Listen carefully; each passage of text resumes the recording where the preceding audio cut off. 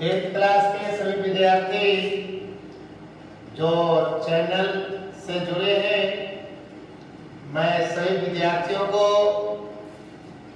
हार्दिक धन्यवाद देता हूं और यही कहता हूं कि आप ऐसे कोरोना के महा आपदा समय में आप सभी बच्चे घर पर सुरक्षित रहें, मास्क का यूज जरूर करें, या तो घर में हो या घर से बाहर निकले।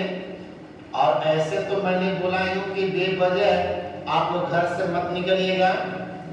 आवश्यकता पड़े तो आप मोबाइल के सहारे या फिर कमेंट्स करके आप सब विद्यार्थी हमसे कांटेक्ट कर सकते हैं, या फिर व्हाट्सएप के माध्यम से, फेसबुक के माध्यम से भी आप इससे मिल सकते हैं। तो हमने आज फिर मैथ की क्लास लेकर के आपके सामने आए हैं। आप लोग का कोऑर्डिनेट ज्योमेट्री का जो देखा जाए फर्स्ट चैप्टर जो धुरी सूत्र था, वो धुरी सूत्र को समाप्त करते हुए सेकंड चैप्टर जिसको हम लोग बोलते हैं अनुपात सूत्र कहते हैं, जिसको विभाजन सूत्र भी कहा जाता है। नहीं तो विभाजन सूत्र कहिए या इसी को अनुपात सूत्र भी बोला जाता है, ठीक है। इसको रेशियो फार्मूला या सेक्शनल फार्मूला कहा जाता है। तो देखा जाए सेक्शनल फार्मूला या विभाजन सूत्र आज टॉपिक रहेगा। और चलिए तो सभी बच्चे आप लोग चैनल को सब्सक्राइब करेंगे प्लीज। और आज के स्टोरी हम स्टार्ट कर रहे हैं, तो ध्यान पूर्वक सुनिएगा पहले, और उसके बाद तक फिर हम लोग चैप्टर की बात करेंगे। देखिए ज्योमेट्री में आप लोग को बताए हैं कि ज्योमेट्री में 3 चीज होते हैं। तो एक बताए कि देखिए रेखा होता है जिसमें दोनों तरफ तीर का निशान दिया जाता है, और इसमें कहीं भी देखिए रेखा पर कोई बिंदु नहीं दिया जाता है। सिर्फ इसमें अगर लिखना तो स्मॉल लेटर देकर शो कर देते हैं, तब इसको रेखा कहते हैं जो दोनों तरफ देखिए अभी बढ़ रहा हो। लेकिन वही देखिए हमने दूसरा रेखा ऐसा देते हैं जिसमें एक तरफ देखा जाए अगर एक बिंदु दे दिया जाए, और ये बिंदु देकर के दूसरे तरफ आपका बिंदु नहीं दिया गया हो, तब दूसरे तरफ अगर बिंदु नहीं दिया गया हो तब इसी को समझे किरण कहते हैं। क्या कहते हैं बच्चे लोग? किरण कहते हैं। और वही अगर हमने रेखा खींच दिया और इस रेखा पर दोनों तरफ अगर बिंदु दे दिया तब इसी को रेखा खंड कहते हैं। क्लियर है? तो देखिए ये होता रेखा जिसकी कोई निश्चित लंबाई नहीं है, ये होता किरण जिसका कोई निश्चित लंबाई नहीं है, ये होता रेखा खंड जिसका एक निश्चित लंबाई होता है।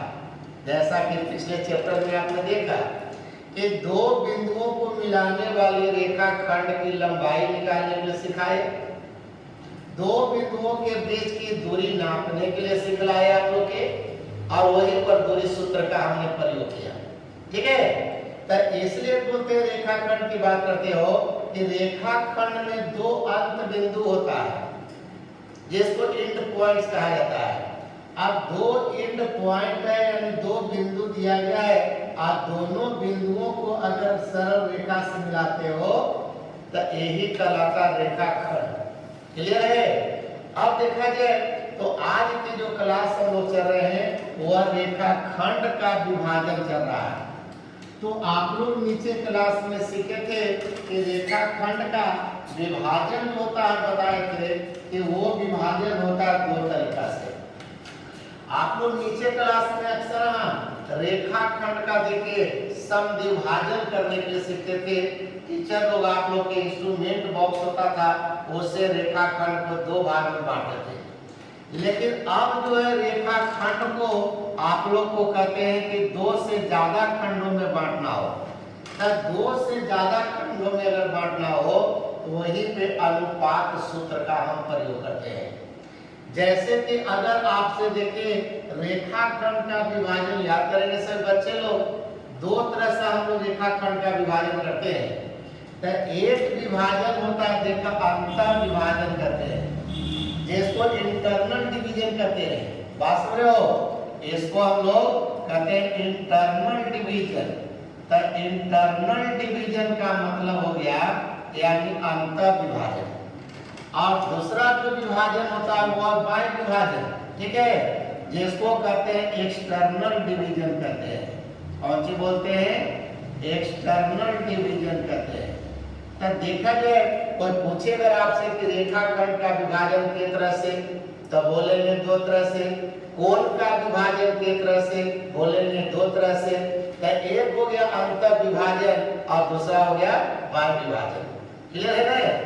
रेखाखंड का विभाजन या कोण का विभाजन अगर आपसे पूछता हो तो ये विभाजन दो ही तरीका कहिएगा कि एक होता अंतर विभाजन और एक होता है बाह्य विभाजन।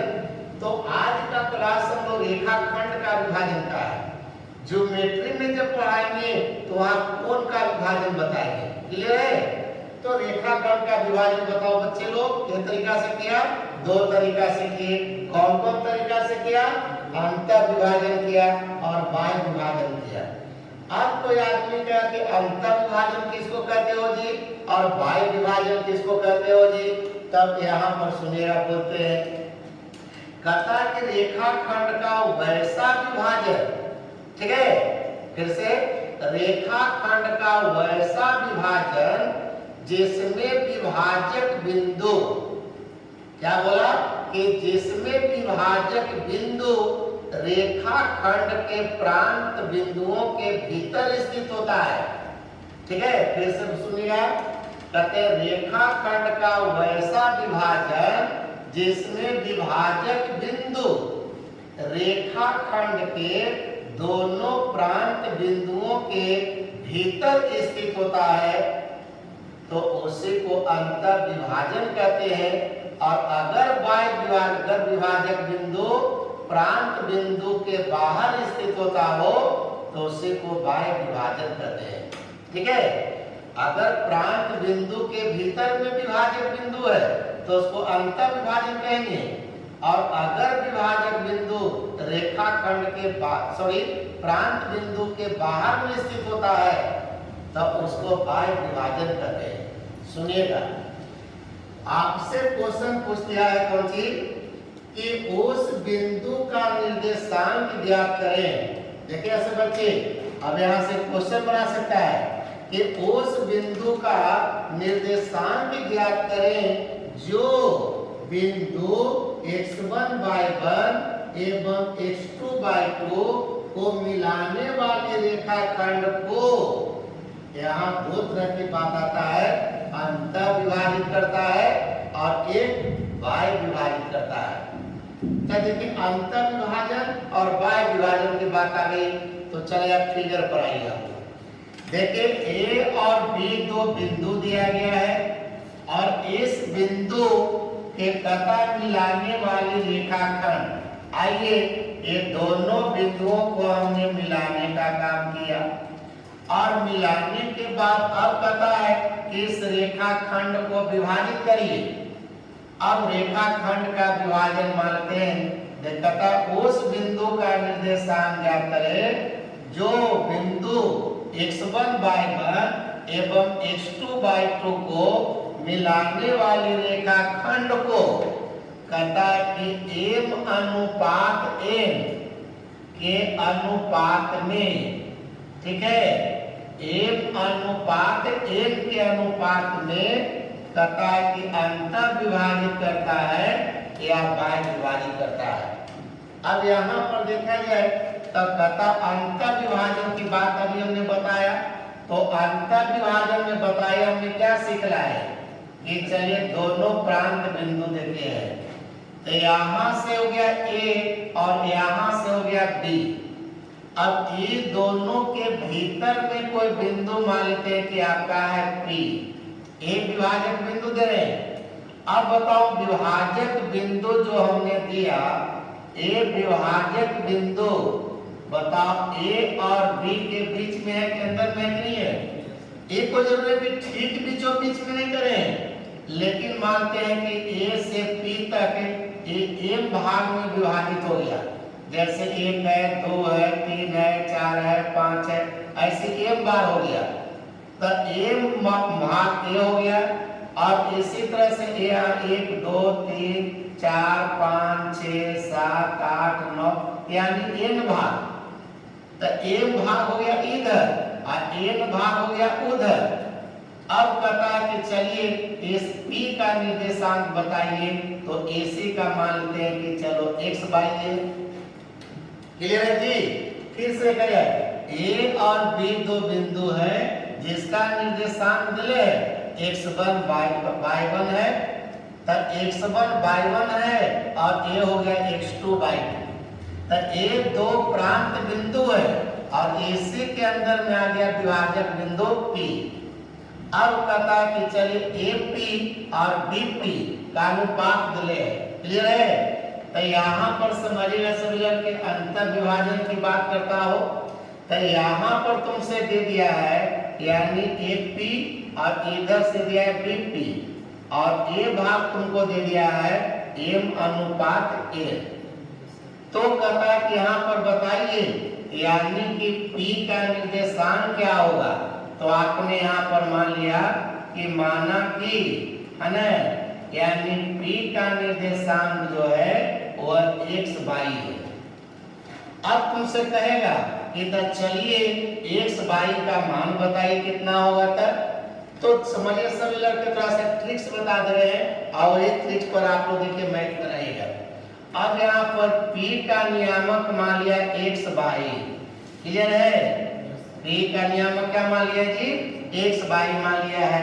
अब x बाई का जब मान निकालने कहे तो देखिए याद करिए सब लड़कन कैसे निकालेगा।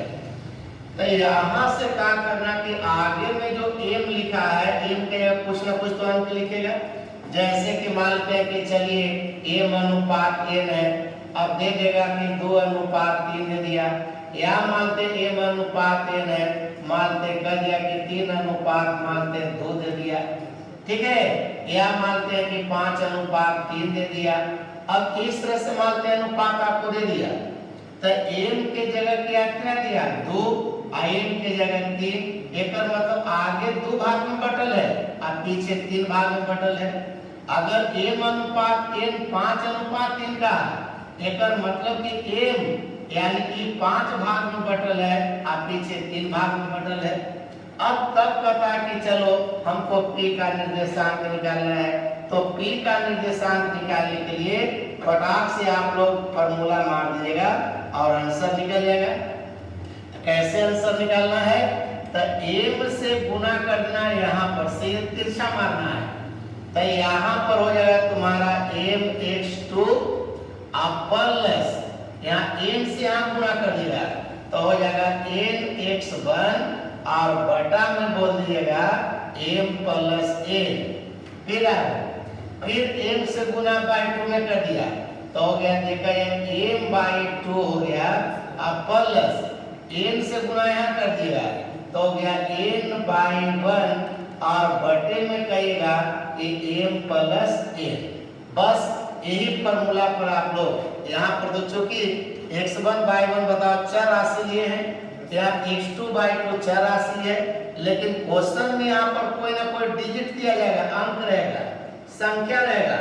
और m और n के जगह पर जैसे संख्या देखा कि आपको संख्या दिया हुआ है, यहाँ भी संख्या दिए रहेंगे, यहाँ भी संख्या रहेगा, आपको केवल तिरछा तिरछी गुना कर देना है और गुना करके यहाँ पर लीजिएगा, वही विभाजक बिंदु का निर्देशांक हो जाएगा। क्लियर है जी? कोई दिक्कत बचे? तो यहाँ पर देखेंगे। आइए अब बाह्य विभाजन की बात करें। बाह्य विभाजन में क्या करा जाएगा समझिएगा सब लड़की। अब कहता है कि A और B दो बिंदु है और ये दो बिंदुओं को मिलाने वाली रेखाखंड है AB। समझिए, अब इसी AB के बढ़ाए गए भाग जैसे मानते हैं कि B की तरफ बढ़ा रहे हैं, आप B की तरफ बढ़ा करके मानते हैं बिंदु दिया P। यहाँ पर देखिए विभाजक बिंदु यहाँ हो गया अब यहाँ पर देखा जाए विभाजक बिंदु हम दे रहे हैं, तो ये आप ही लोग बताइए सही बच्चे लोग, विद्यार्थी आप बोलेगा यहाँ पर जो बिंदु P दिए हैं और यहाँ पर बिंदु P दिए हैं, अंतर है कि नहीं है? यहाँ देखो A और B के बीच अंदर में दी है P, लेकिन यहाँ A और B के बाहर में है P। देखो ये B की तरफ बढ़ा करके P लिया है। यहाँ मानते हैं कि चलो ऐसे लड़के सोचिएगा, अब यही मानते हैं कि चलो दोनों को मिलाने वाली रेखा खंड हो गया। अब देखा जाए इस तरह से A और B को मिलाया, यहाँ पर आ गया।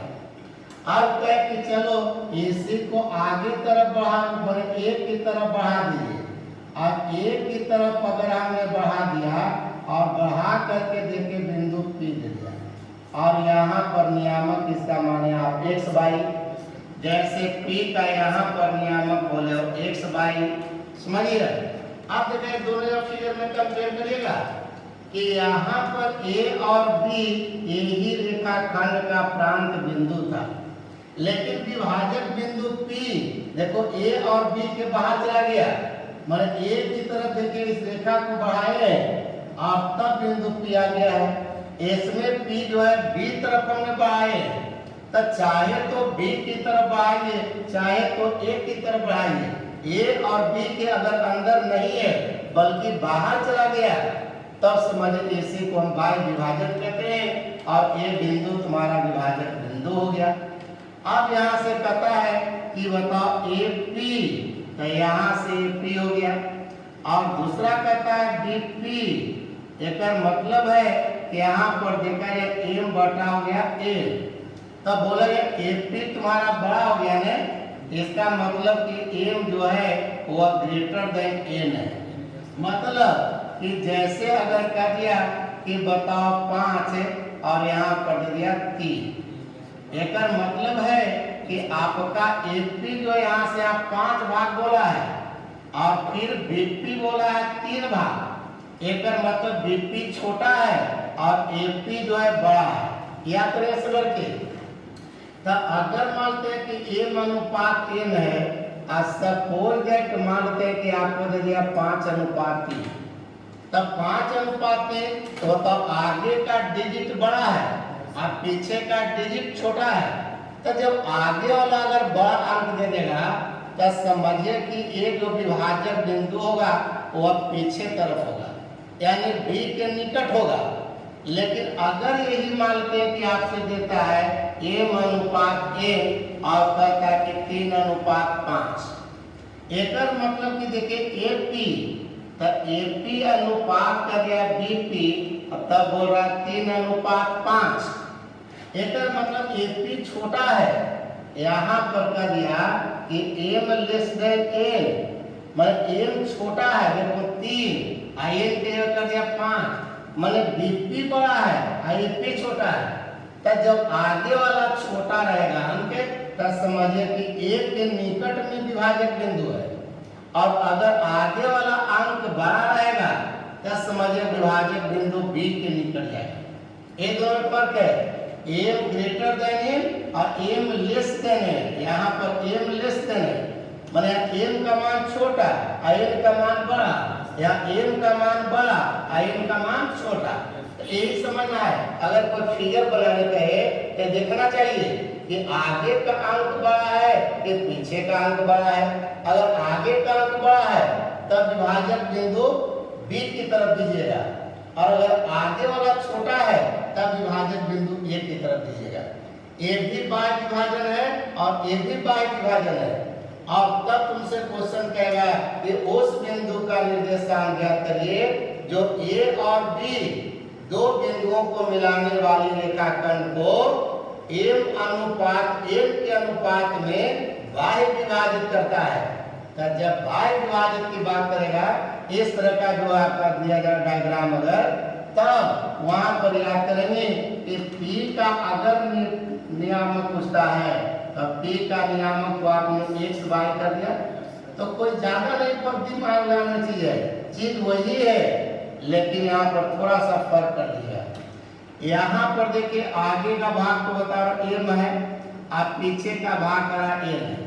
तो सीधे आगे वाला से पीछे गुना करिएगा, अर्थात हो जाएगा कौन चीज mx2 और यहाँ पर बीच में माइनस कर दिएगा, वहां बीच में देखो प्लस था, तो mx2 और माइनस हो जाएगा nx1 और बटे में आप ले लीजिएगा m माइनस n। वहां पर देखिए m प्लस n था और यहाँ पर m माइनस n है। जब बाई नियामक निकालेगा तो m से बाई में गुना करिएगा तो हो जाएगा तुम्हारा m/2 और माइनस n/1 और बटे में हो जाएगा m माइनस n। ठीक है, तो देखिए दोनों में थोड़ा सा फर्क है, वहां पर देखिए बीच में प्लस का चिन्ह है और यहाँ बीच में माइनस का चिन्ह है। तो रेखाखंड का विभाजन यही दो तरीका से होता है, एक अंतर विभाजन और दूसरा बाह्य विभाजन। ये दोनों फार्मूला को आप पहले कंप्लीट कर लीजिए, इसके बाद कल इस पर एग्जांपल देंगे और भी फार्मूला मध्य बिंदु का नियामक निकालेंगे। त्रिभुज के अंतर केंद्र होता है, उस अंतर केंद्र का नियामक निकालेंगे। ठीक है, तो सभी बच्चे आज की क्लास जो कि इतना ही रहेगी, इतना तैयारी कीजिए, तो कल इसका एग्जांपल भेजेंगे। और धन्यवाद, गुड नाइट।